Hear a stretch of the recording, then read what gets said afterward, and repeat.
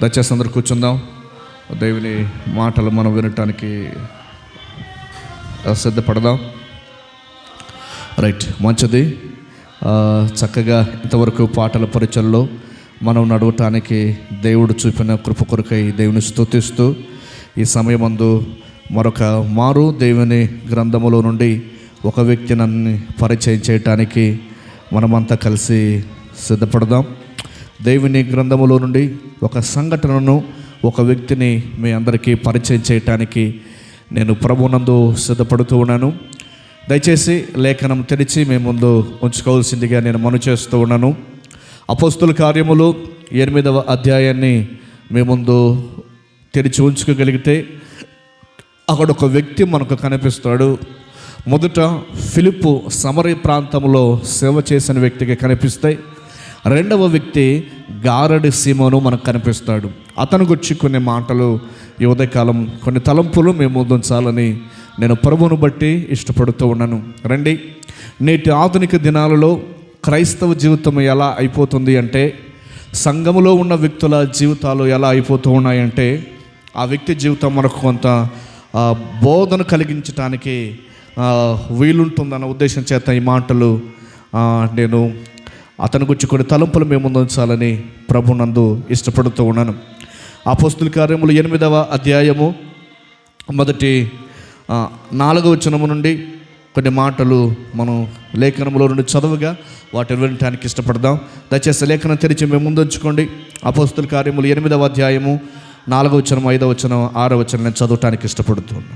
కాబట్టి చెదిరిపోయిన వారు సువార్త వాక్యమును ప్రకటించుచు సంచారం చేసిరి.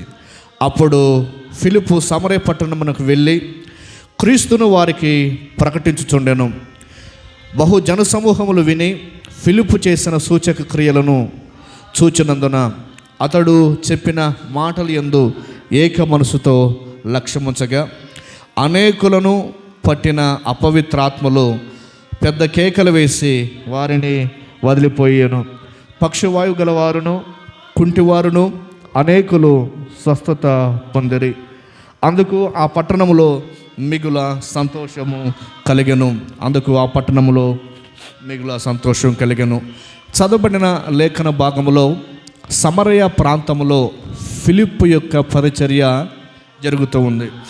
సమరయ ప్రాంతంలో ఫిలిప్పు పరిచర్య ఎంత గొప్పగా ఉన్నతంగా జరిగింది అంటే, లేఖనము ఈ మాటలు మనకు పరిచయం చేస్తుంది. ఆ మాటలు ఇందాక మనం చదువుకున్నాం.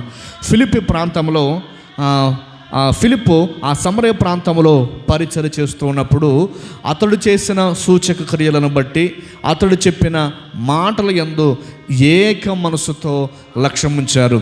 ఫిలిప్పు చెప్పిన మాటలు వారికి రక్షణను కలిగించటానికి మార్గాన్ని సిద్ధపరిచాయి. రక్షింపబడటానికి అవకాశము కల్పించబడింది. జన సమూహములు విని, రాయబడిన మాట ఏమిటంటే, అప్పుడు ఫిలిప్పు సమరయ పట్టణముకు వెళ్ళి క్రీస్తును వారికి ప్రకటించుచుండెను.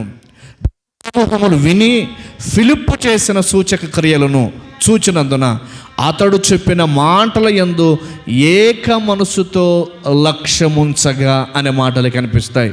ఫిలిప్పు గారు ఆ ప్రాంతానికి వెళ్ళి సమరయ పట్టణములో యేసుక్రీస్తుని గురించి ప్రకటిస్తూ ఉన్నప్పుడు సమరయ ప్రాంతంలో ఉన్న ప్రజలు విన్నారట. విన్న తర్వాత జరిగిన మాట ఏమిటంటే, ఏక మనస్సుతో లక్ష్యముంచారు. బహుజనులు వచ్చినప్పటికీ వారందరూ ఒకే ఒక మనసును సువార్త పైన, వాక్యం పైన కేంద్రీకరించిన వ్యక్తులుగా కనిపిస్తూ ఉన్నారు. అలా వాక్యాన్ని లక్ష్య పెట్టిన తర్వాత అనేకులు బాగుపడ్డారు. మాటలో ఇలా చెప్పాలంటే, అపవిత్రాత్మలు వదిలిపోయాయి. తర్వాత పక్షవాయువు కలిగిన వాళ్ళు బాగైపోయారు. కుంటి వాళ్ళు అనేకులు స్వస్థత పొందిరి అని లేఖనము చెప్పింది.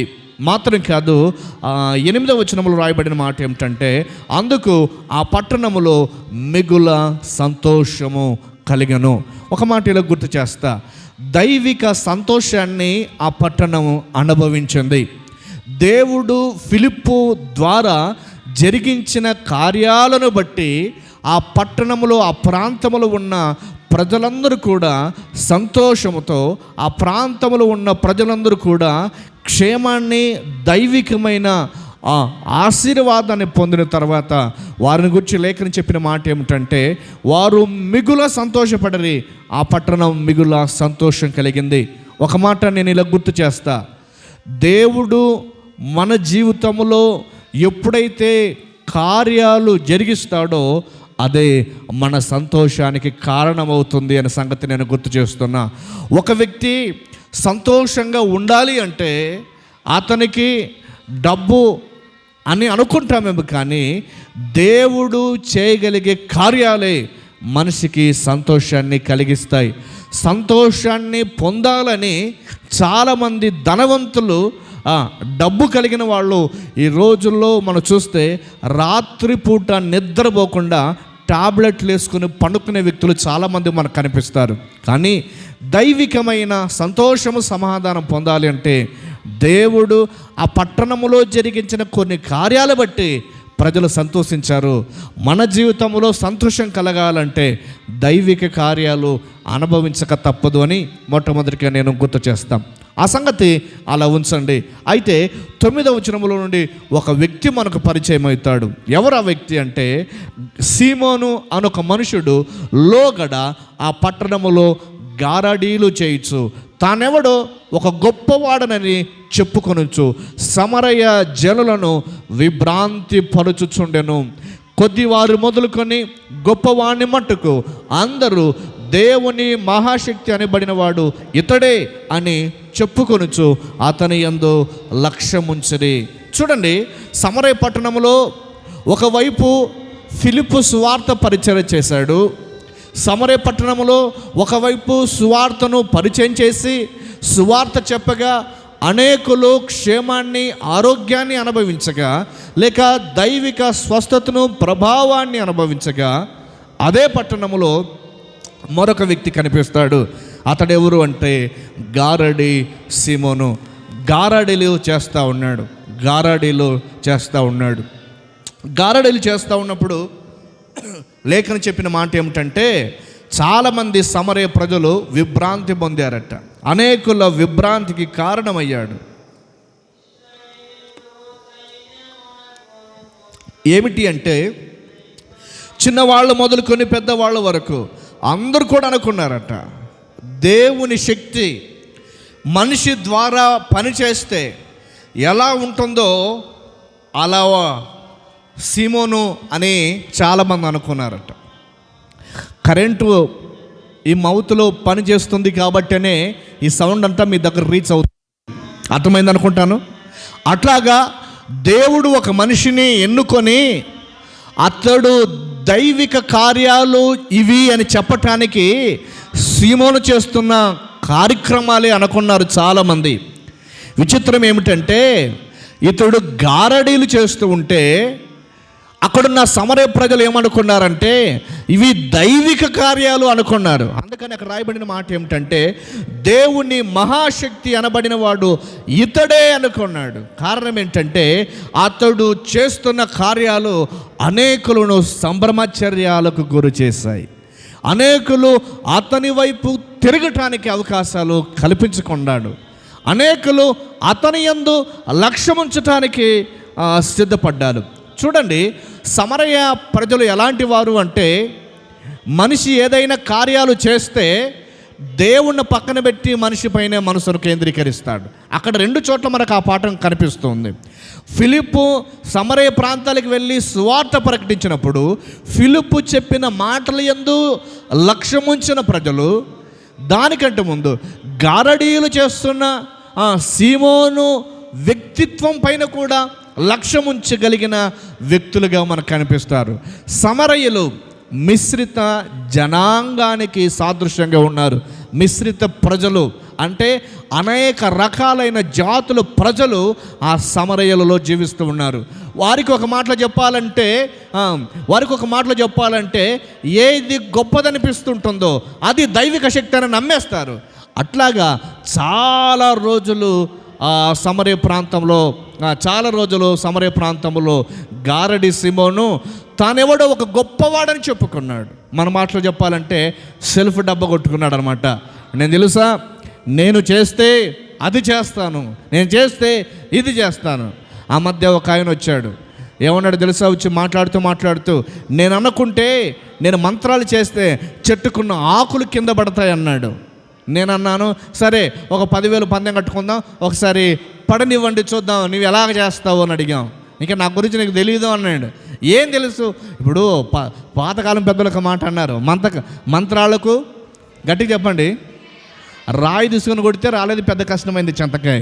మంత్రాలకు రాలితే ఎట్లా ఉంటుంది పరిస్థితి? అంటే మేమెవరో అని చెప్పుకోవటానికి, మేమెవరో అని చూపించుకోవటానికి, ప్రజలని తమ వైపుకు ఆకర్షింపజేసుకోవటానికి, లేదా తమంటే ప్రజలు భయపడి బ్రతికేటట్లుగా లేనిపోని కార్యాలు చేయటానికి చాలామంది ప్రయత్నిస్తూ ఉంటారు. దయచేసి వినండి, నమ్మొద్దు, అలాంటి వారి జోలికి పోవద్దు. వాళ్ళేదో వాళ్ళ పోషణ కొరకు ప్రయత్నిస్తారేమో, కానీ అవే దైవికమైన శక్తులు అని నీవు నమ్మొద్దు అని నేను ప్రభువును బట్టి మనవి చేస్తూ ఉన్నాడు. అక్కడ రాయబడిన మాట ఏమిటంటే, తాను ఒక గొప్పవాడనని, తానెవడో ఒక గొప్పవాడని చెప్పుకొనుచున్నాడు. గారడి సీమన్ ఏంటంటే, మొదటిగా గారడీలు చేసేవాడు, రెండవదిగా ఆయన గొప్పవాడని చెప్పుకున్నాడట. ఏమిటండి? మనిషి ఎలాంటి వాడంటే గొప్పవాడు కాదు, మనిషి అంత కూడా పాపి. మనిషి ఎలాంటి వాడంటే అతిక్రమదారుడు. మనిషి ఎలాంటి వాడంటే త్రోవ తప్పిపోయినవాడు. మనిషి ఎలాంటి వాడు అంటే ఏ భేదము లేదు, అందరూ పాపం చేసిన వారు అని లేఖనం గుర్తు చేస్తుంది. మనిషి ఎలాంటి వాడంటే అనీతిమంతుడు. ఇది మానవుని గుర్చిన స్టేటస్. ఇది దైవికమైన విషయాలలో తప్పిపోయిన వ్యక్తిగా మనిషి కనిపిస్తాడు. కానీ ఈ వ్యక్తి ఏమనుకున్నాడంటే, తానెవడో ఒక గొప్పవాడని చెప్పుకున్నాడు. మార్పు లేని వ్యక్తిగా, గారడీలు చేస్తూనే గొప్ప వ్యక్తిగా అనుకున్నాడు. గారడీలు చేయడమే గొప్ప అనుకున్నాడు. ప్రజలందరూ కూడా భయపడ్డారు, ప్రజలందరూ కూడా లక్ష్యం ఉంచారు. తర్వాత రాయబడిన మాట ఏమిటంటే, అతడు గారడీలు చేసేవాడు, రెండవదిగా తనెవడో గొప్పవాడని చెప్పుకున్నవాడు. తర్వాత సమరయ ప్రజలను విభ్రాంతిపరిచాడు, సమరయ ప్రజలను ఆలోచింపచేశాడు, సమరయ ప్రజలను ఒక మాటలో చెప్పాలంటే తన వైపుకు లాక్కున్నాడు. ఇదిగో అదా ఉంది, ఇదిగో ఇలా ఉంది అని చాలామంది చెప్పే వ్యక్తులు కనిపిస్తారు. నాకు తెలిసిన ఒక ఆయన పెద్దగా వాక్యం సబ్జెక్ట్ ఏముండదు, వాక్యం చెప్పే ఆలోచనలు ఏముండవు. ఎవరైనా కనిపిస్తే అని మీ ఇంటికి వస్తాడు, వచ్చి ప్రార్థన చేస్తాడు. ప్రార్థన చేసిన తర్వాత మీ ఇంట్లో ఏమో ఉన్నట్టు నాకు కనిపించింది అంటాడు. దెబ్బతో అయిపోయినట్టే. ఇప్పుడు మీ ఇంట్లో కొంచెం ప్రార్థన చేస్తానండి, దేవుడు బాగు చేస్తాడంటే దేవుని మీద ఆలోచన తేవడం వేరు. నాకు ప్రార్థన చేసినప్పుడు మీ ఇంట్లో ఏమో కనిపించింది అంటే ఎట్లా ఉంటుంది చూడండి. ఇక మరీ ఆహ్వానిస్తాం, అయ్యా మా ఇంట్లో కొంచెం ప్రార్థన, ఏం కనిపించింది మా ఇంట్లో? అమ్మ మీ ఇంట్లో ఏదో ఉంది, మీరు ఖచ్చితంగా ఏమో కనిపిస్తుంది, దేవుడు నన్ను ప్రేరేపిస్తున్నాడు, ఏమో మీ ఇంట్లో ఉందని నాకు తెలిసింది అని చెప్పి ఆ రీతిగా మనుషుల దగ్గరకు అయిపోయి డబ్బును లాక్కునే వ్యక్తిగా కనిపిస్తూ ఉన్నాడు. దైవిక ప్రభావం అంటే నీ వెళ్ళి పాపికి రక్షణ మాటలు చెప్పాలి, కానీ కుటుంబంలో సమస్యలు లేని వ్యక్తి అంటూ ప్రపంచంలో ఎవరు ఉండరు. మరలా బాగా వినండి, ప్రతి మనిషికి సమస్యలు ఉంటాయి. సమస్యనే ఆధారంగా చేసుకొని వాక్యాన్ని పక్కన పెట్టి దేవుని మాటలు తెలియజేయాల్సిన వ్యక్తులు అబద్ధ గారడీలు తయారు చేసే, అబద్ధ గారడీలు చెప్పటానికి వస్తున్న వ్యక్తులు సేవకుల్లోనే చాలామంది కనిపిస్తూ ఉన్నారు. నమ్మద్దు, జాగ్రత్త. ఎవరంటే వారు ప్రభు పేరిట మోసం వేసి, ప్రభు పేరిట వేషం వేసుకొని అనేకులను దేవుని వైపు కాకుండా తమ వైపుకు ఆకర్షణ చేసుకునే వ్యక్తులు కనిపిస్తూ ఉన్నారు. ఇదిగో మీరు అమాస రోజు ప్రార్థన రండి, ఏమి మిగతా రోజులు పున్నమ రోజు ప్రార్థనకు అవసరం లేదా? అమాస ప్రార్థనలు అంటే క్రైస్తవ సంఘాలలో గలిబిలిని తయారు చేసే వ్యక్తులు తయారైపోతూ ఉన్నారు. మీ ఇంట్లో పొలాలు ఉంది, మీ ఇంట్లో అది కనిపించింది, మీ ఇంట్లో ఇది కనిపించింది అని చెబితే ఆ పాస్టర్ అంటే ఇంకా అయిపోయి, ఇంకా వాళ్ళంటే పెద్ద గౌరవం, వాళ్ళంటే పెద్ద ఘనత. ప్రియులారా, నేను ప్రభువుని బట్టి గుర్తు చేస్తూ ఉన్నా, మనిషికి కావలసినది రక్షణ, మనిషికి కావలసినది పాప క్షమాపణ, మనిషికి కావలసినది ప్రభు అయిన యేసుక్రీస్తునందు విశ్వాసం ఉంచే జీవిత విధానం.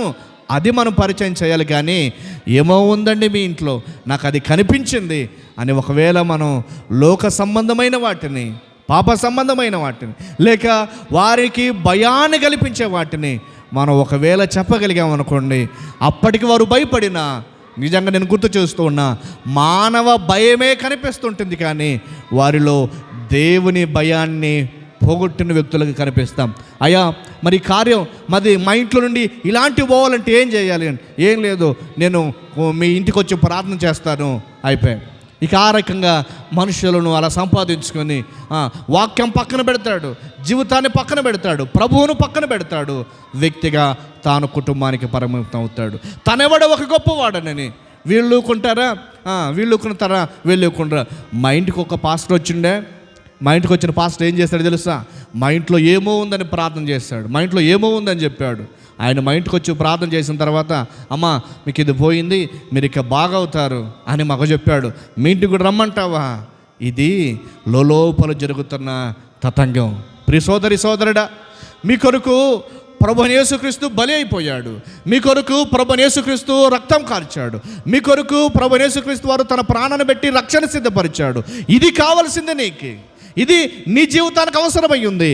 కానీ దీనిని కాదని క్రీస్తు సువార్తను చెరుపుకోరి వేరొక సువార్త, అది ఏదైనా సరే, అది నీ ఆధ్యాత్మిక జీవితానికి రక్షణ కలిగించదు అనే సంగతి నేను గుర్తు చేస్తున్నా. కాబట్టి ప్రభువును బట్టి ధైర్యంగా ఉందాం.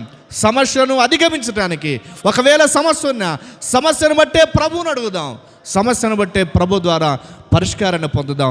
ఆ దిశగా మీరు ఆలోచించాలని నేను ప్రభువును బట్టి మనం చేస్తున్నా. సమరయ ప్రాంతంలో ఈ వ్యక్తి ఎవడో ఒక గొప్పవాడని చెప్పుకున్నాడు. నేనంటే ఏంటో తెలుసా? నేనంటే అది, నేనంటే ఇది, నేను అది చేస్తాను, నేను ఇది చేస్తాను అని అనేకులను అనేకులను భ్రమ పెట్టాడు. తర్వాత రాయబడిన మాట ఏమిటంటే, బహుకాలము నుండి గారడీలు చేయుచు వారిని విభ్రాంతి పరిచినందున వారు అతనిని లక్ష్య పెట్టిరే అన్నాడు. వాళ్ళు అతను నమ్మేసరికి అంతే. అయ్యో గారడి సిమోన్ అంటే ఎవరు? గారడి సిమోన్ అంటే ఎవరండి? ఓహో, ఆయన ఇలా మ్యాజిక్స్ చేస్తాడండి.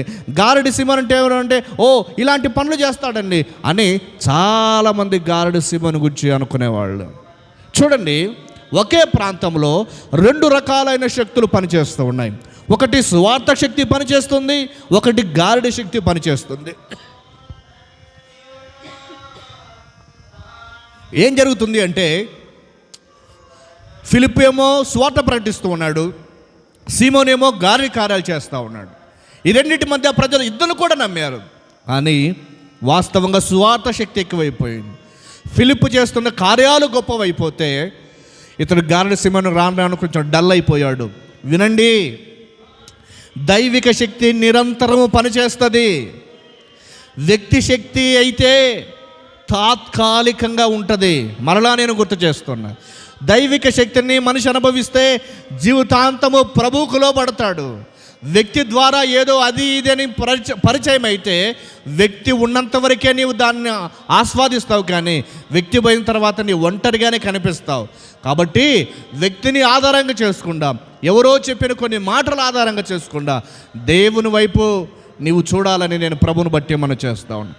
సమయ ప్రాంతంలో చాలా గొప్పగా స్వార్థ పరిచర్య చేసిన ఫిలిప్ గారు అనేకులు రక్షింపబడి మారు మనసు పొంది బాప్తీసాన్ని తీసుకున్న వ్యక్తులుగా కనిపిస్తారు. ఫిలిప్పు సమరయ ప్రాంతంలో చాలా ఎక్కువగా సేవ చేసిన తర్వాత రక్షింపబడ్డారు. అయితే మనకు 12వ వచనం, అపోస్తుల కార్యములు 8వ అధ్యాయం 12వ వచనం తెలియజేసిన మాట ఏమిటంటే, అయితే ఫిలిప్పు దేవుని రాజ్యంను గూర్చియు యేసుక్రీస్తు నామమును గూర్చియు సువార్త ప్రకటించుచుండగా వారు అతని నమ్మి పురుషులను స్త్రీలను బాప్తీసము పొందిరి. 13వ వచనం రాయబడిన మాట, అప్పుడు సీమోను కూడా నమ్మి బాప్తీసము పొంది ఫిలిప్పును ఎడబాయకుండెను. సీమోను కూడా నమ్మాడు సువార్తను. ఈ గారడీలు చేస్తున్నాడే అని చెప్పామే, గారడీలు చేస్తున్న వ్యక్తి కూడా వాక్యాన్ని నమ్మాడు. గారడీలు చేస్తున్న వ్యక్తి కూడా వాక్యాన్ని అంగీకరించి బాప్తీసం పొందుకున్నాడు. బాప్తీసం పొందుకున్న తర్వాత రాయబడిన మాట ఏమిటంటే, గారడీలు విడిచిపెట్టాడు. గారడీలు విడిచిపెట్టి ఇప్పుడు బైబిల్ బోధ తగిలించుకున్నాడు, బైబిల్ సంకేసుకున్నాడు. ఒక మాట చెప్పాలంటే తర్వాత రాయబడిన మాట ఏమిటంటే అక్కడ చూద్దాం, కొన్ని మాటలు మనం చూద్దాం. అప్పుడు సీమోను కూడా నమ్మి బాప్తిసం పొంది ఫిలిప్పును ఎడబాయికుండి సూచక్రియలను గొప్ప అద్భుతములు జరుగుట చూచి విభ్రాంతి నొందెను అనే మాటలు మనకు కనిపిస్తాయి. అయితే ఫిలిప్పును ఎడబాయకుండా ఉన్నాడు అనే మాట మనకు 13వ వచనములో ఫిలిప్పును ఎడబాయకుండి అన్నాడు. అంటే ఇతడు రక్షింపబడిన తర్వాత బాప్తిసం పొందిన తర్వాత ఫిలిప్పుతోనే ఉన్నాడు. ఇక తన పవర్ అంతా డల్ అయిపోయింది, ఇక ఫిలిప్పు బాగా చేస్తూ ఉన్నాడు, నాకంటే బాగా చేస్తున్నాడు అనుకొని ఇక ఫిలిప్పుతో కలిసి పరిచర్య చేశాడు. ఇలా నేను గుర్తు చేస్తా సమరయ ప్రాంతంలో ఫిలిప్పు పోయాడంటే ఫిలిప్ వెంట ఈ వ్యక్తి కనిపించేవాడు. సమరయ ప్రాంతంలో ఫిలిప్పు సువార్త ప్రకటించాడంటే ఫిలిప్పుతో పాటు ఇతడు కూడా కనిపించేవాడు. అందరూ ఏమనుకున్నారు, అరే రే రే ఇంతకాలం ఇతడే గొప్పవాడు అనుకున్నాను, ఈ గొప్పవాడేమో బాప్తిసం పొందుకొని మరలా ఫిలిప్పు వెంట వచ్చాడేమని ప్రజలు కూడా కన్ఫ్యూజ్ అయిపోయారు. ఏమిటి సత్యము ఏమిటి అసత్యం అనే స్థాయిలో ప్రజలు ఆలోచింపచేసి నేనే అనుకున్నది ఏమిటంటే ఖచ్చితంగా వారు ఫిలిప్పేనే నమ్మి గారడీలు చేస్తున్న సీమోనును ఇతడు గారడి విద్య చేసేవాడు కదా, ఈయన పక్కన పెడదాం, ఆ వ్యక్తి కూడా నమ్మాడు.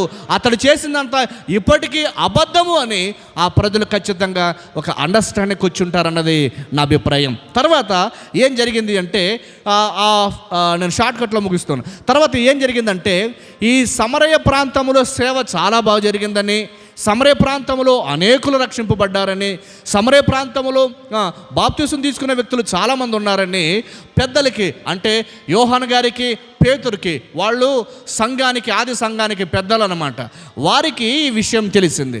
వారికి ఈ విషయం తెలిసిన తర్వాత వారు వచ్చి ఆ ప్రాంతాన్ని చూశారు. అయ్యో చాలా బాగా జరిగింది అని వాళ్ళు ఆ ప్రాంతంలో వచ్చి చూస్తున్నప్పుడు సమరయ ప్రాంతంలో మరొకసారి ప్రార్థన సమావేశం ఏర్పాటు చేస్తారు. మీకు అర్థం కావడానికి ఇలా చెబుతున్నా. ప్రార్థన సమావేశం ఏర్పాటు చేసిన తర్వాత అపోస్తులు పేతురు యోహానులు వచ్చి వారు ఆ సమరయుల మీద ఇలా చేతులుంచి ప్రార్థన చేసినప్పుడు ఒక్కొక్కరు పరిశుద్ధాత్మ చేత నింపబడ్డారంట.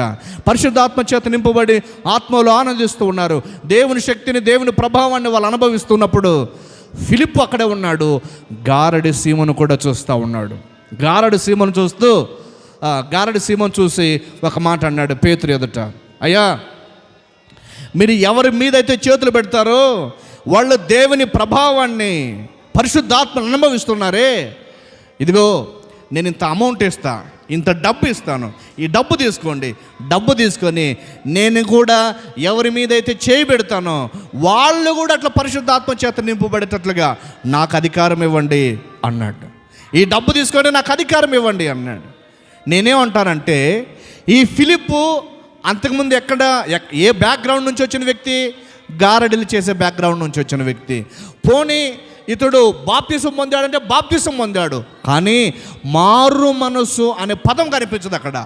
మారు మనసు పొందకుండానే బాప్తిసం తీసుకున్నాడు, మారు మనసు పొందకుండానే సేవలో ఉన్నాడు, మారు మనసు పొందకుండానే ఫిలిప్పుతో సాగాడు, మారు మనసు పొందకుండానే ఇదిగో పేతురు చేస్తున్న కార్యాలు చూసి ఆశ్చర్యపడి పేతురు ఎదుట డబ్బు పెట్టడానికి ఆఫర్ ఇచ్చాడు. అయ్యా తీసుకో, ఈ డబ్బు తీసుకొని నాకు ఈ అధికారం ఇవ్వండి, నేను కూడా నువ్వు ఎవరి మీద అయితే చేతులు ఉంచావో నేను కూడా అట్లా చేతులు ఉంచినప్పుడు నాకు కూడా ఈ అధికారం ఉంచే ప్రజలందరూ కూడా నీలాగా నన్ను కూడా ఒక హీరోని చేస్తారేమో, ఒక విఐపిని చేస్తారేమో అని ఆలోచన చేత ఈ గారడి సీమోను పేతురుతో ఆ మాట్లాడుతూ ఉన్నాడు.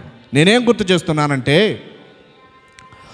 బాప్తిసం తీసుకున్న వ్యక్తి మరలా దేవుని శక్తిని ఎందుకని శంకించడానికి ఇష్టపడ్డాడు, మరలా దేవుని శక్తిని ఎందుకని డబ్బు పెట్టి కొనాలనుకున్నాడు అంటే అతని జీవితానికి మారు మనస్సు లేదు అనే సంగతి నేను గుర్తు చేస్తున్నా. మారు మనస్సు పొందని వారు క్రైస్తవ సంఘములో సమస్యలు తేవటానికి ఉంటారు. ఒక మాట చెప్పాలంటే గారడి సీమోను బాప్తిసం తీసుకున్నాడు, కానీ ఏమి లేదు అతనిలో, పశ్చాత్తాపం లేదు. బాప్తిసం తీసుకున్నాడు, మారు మనసు లేదు. అందుకనే ఆ దేవుని శక్తిని డబ్బుతో కొనాలనుకున్నాడు. నేను ఇలా గుర్తు చేస్తా, సోదరుడా, నువ్వు బాప్తిసం తీసుకున్న బాగానే ఉంది, కానీ నువ్వు మారు మనసు పొందావా? నీ మనసును మార్చుకున్నావా? నీవు పశ్చాత్తాపడ్డావా? నేను ఈ పాపాన్ని చేశాను, ఈ తప్పులో జీవిస్తున్నాను, అయ్యా నన్ను క్షమించు అని దేవుని సన్నిధిలో నువ్వు ప్రార్థన చేసిన వ్యక్తిగా ఉన్నావా అన్నది నేను ప్రభువును బట్టి మను చేస్తూ ఉన్నాను. మారు మనసు పొందని వ్యక్తి, అతడు బాప్తీసం తీసుకున్నా పర్వాలేదు, మరలా చెబుతూ ఉన్నా, మారు మనసు పొందని వ్యక్తి అతడు బాప్తీసం తీసుకున్నా పర్వాలేదు, సంఘములో ఖచ్చితంగా సమస్యని తెస్తాడు. మారు మనసు పొందగలిగితే ఏది దైవికమైన శక్తో, ఏది దైవికమైన శక్తి కాదో విచక్షణ కలిగి ఆలోచిస్తాడు. కాబట్టి మారు మనసు పొందాను, బాప్తీసం తీసుకున్నాను అన్న సంభ్రమంలో నీవు కులిగిపోవద్దు. మారు మనసు పొందావా లేదా అన్నది నువ్వు చూడమని నేను ప్రభువును బట్టి మనం చేస్తూ ఉన్నాను. పేతురు అప్పుడు ఆ వ్యక్తితో మాట్లాడుతూ ఏమన్నాడు అంటే, ఒక మాట నేను గుర్తు చేస్తూ ఉన్నాను. 22వ వచనం, కాబట్టి నీ చెడుతనమును మార్చుకొని, నీ చెడుతనమును మానుకొని మారు మనసు పొంది ప్రభు వైపును తిరుగు అన్నాడు. మారు మనసు పొంది ప్రభువును వేడుకొనుము అన్నాడు. చూడండి, పేతురు ఒక అవకాశాన్ని ఇచ్చాడు. నీవు మారు మనసు పొందు. రాబోతున్న వారంలో అతను గురించిన డీటెయిల్స్ విషయాలు కొన్ని వినటానికి ఇష్టపడతాం. చూడండి, గారడి సిమోన్ అనే వ్యక్తి, ఆ వ్యక్తి సమరయ ప్రాంతంలో ఉన్నాడు. అదే ప్రాంతంలో ఫిలిప్పు పరిచర్య చేశాడు. ఫిలిప్పు పరిచర్యలో అనేకులు రక్షింపబడ్డారు. ఫిలిప్పు పరిచర్యలో అనేకులు రక్షింపబడడం వల్ల ఈ గారడి సిమోను కూడా బాప్తిసం పొంది అతనితో కలిసి ఎదగటానికి ఇష్టపడ్డాడు. గారడి సిమోను ఎవరు అంటే, ఇతడు గారెలు చేసేవాడు, తానెవడో గొప్పవాడని చెప్పుకున్నాడు, ప్రజలందరూ కూడా విభ్రాంతి పరిచాడు. మాత్రమే కాదు, అతడు మార్పు చెందలేకపోవడమే క్రైస్తవ సంఘానికి ఒక మాట చెప్పాలంటే అపోస్తుల చేత గద్దించబడ్డాడు. నీ హృదయము దేవుని ఎదుట సరైనది కాదు అన్నాడు పేతురు. నీ హృదయము దేవుని ఎదుట సరైనది కాదు అన్నాడు. ఎవరినన్నాడు? బాప్తీసం తీసుకున్న వ్యక్తిని అన్నాడు. ఎవరినన్నాడు? ఫిలిప్పుతో కలిసి పరిచర్యలో సాగుతున్న వ్యక్తిని అన్నాడు. ఎవరినన్నాడు? ఫిలిప్పును ఎడబాయకుండా ఉన్న ఈ సీమోను ఉన్నాడే, ఈ సీమోనును పేతురు గద్దించాడు. ఏమని గద్దించాడంటే, నీ హృదయము దేవుని ఎదుట సరైనదిగా లేదు అన్నాడు. ఈ మధ్యాహ్నకాల సమయం ఒక ప్రశ్నను మేము ముందు వచ్చి నేను ముగించడానికి ఇష్టపడుతున్నా. నీ హృదయము దేవుని ఎదుట ఎలా ఉంది? నీవు రక్షింపబడ్డావా? మారు మనసు పొందావా? బాప్తీసం తీసుకున్నావా? అయితే కానీ నీ హృదయము దేవుని ఎదుట ఎలా ఉంది? రాబోతున్న దినాలలో మరికొన్ని క్లుప్తమైన తలంపులు సీమనులో నుండి మనం నేర్చుకోవటానికి, క్షేమాన్ని, ఆధ్యాత్మికంగా ఎదుగుదలను పొందటానికి సిద్ధపడదాం. దయచేసి విందాం. మారు మనసు పొంది స్వార్థను నమ్మితేనే రక్షణ. లోకాన్ని బట్టి ఎవరు మా ఇంటి వాళ్ళు బాప్తీసం తీసుకున్నారు, మా ఇంటి ఎదురామె బాప్తీసం తీసుకుంది, మా ఇంటి వెనకాల ఉన్న వాళ్ళు బాప్తీసం తీసుకున్నారు, కాబట్టి నేను కూడా బాప్తీసం తీసుకుంటాను, నేను కూడా వాళ్ళతో కలుస్తాను, నేను కూడా వాళ్ళ వలె ఉంటాను అని మనుషులను చూసి కాదు, మనుషులను చూసి భ్రమపడద్దు, మనుషులను చూసి ఆలోచించవద్దు. దైవికమైన శక్తిని, ప్రభావాన్ని అనుభవించాలంటే వ్యక్తిగతంగా మార్పు చెందు. చాలామంది బాప్తీసం తీసుకున్న వాళ్ళు లోకములో కలిసిపోవడం చూస్తున్నప్పుడు బాధను చూస్తూ ఉన్నాము. బాధ అనిపిస్తూ ఉంటుంది. వీళ్ళేంటి రక్షింపబడ్డారు, మరలా లోకస్తుల వల్ల జీవిస్తూ ఉన్నారు, మరలా పాపమందు బ్రతుకుతూ ఉన్నారు, మరలా లోకానుసారమైన జీవితాన్ని జీవిస్తూ ఉన్నారు అని చాలామందిని బట్టి ఏడ్చిన రోజులు కూడా ఉన్నాయి. సోదరి సోదరుడా, మారు మనసు పొందిన తర్వాత, బాప్తిసం తీసుకున్న తర్వాత మార్పు లేకపోతే నీ హృదయం కూడా దేవుని ఎదుట సరైనది కాదు అని నేను ప్రభువును బట్టి గుర్తు చేస్తున్నా. జాగ్రత్త. దేవుడు అనుగ్రహించే ఆ తీర్పును పొందకుండా నీడే సరి చేయబడి ప్రభు దగ్గర రావడానికి సిద్ధపడదాం. అటు గొప్ప ధన్యత భాగ్యం వాక్యమైన ప్రతి వారికి దేవుడు మెండుగా తన కృపనిచ్చి మహిమ పొందునుగాక. ఆమేన్. చిన్న ప్రార్థన చేద్దాం. ప్రార్థన తర్వాత కేక్ కటింగ్ ఉంది. అనంతరం చివరి ప్రార్థన చేసి కార్యక్రమం ముగించుకుందాం. చిన్న ప్రార్థన చేద్దాం. ప్రేమ కలిగిన తండ్రి, మీకు స్తోత్రాలు. ప్రభువైన యేసుక్రీస్తునందు మీరు మాకు ఇచ్చిన ప్రత్యేకమైన సహవాసాన్ని బట్టి మీకు స్తోత్రాలు. నాయనా, ఫిలిప్పీ ప్రాంతంలో 2 వ్యక్తులు పనిచేశారు. ఒక వ్యక్తి దైవికమైన శక్తితో, ఒక వ్యక్తి గారెలతో పనిచేశారని మీరు గుర్తు చేశారు.